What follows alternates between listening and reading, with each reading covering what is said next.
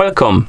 In front of me I have HUAWEI Watch Buds, and I'm gonna show you how to change the screen timeout duration on this watch. Basically how quickly the screen turns off after you stop using your watch.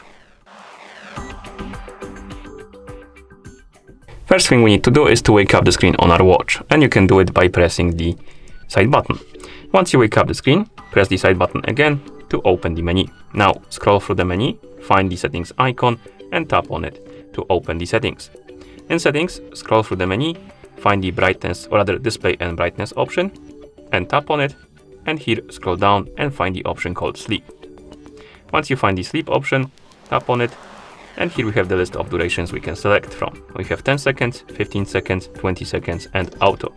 Select the option you like, for example 10 seconds, and once you're done, you can press the side button to go back to watch face. And now my screen should turn off after 10 seconds of an activity. And that's how you change the screen timeout duration on this watch.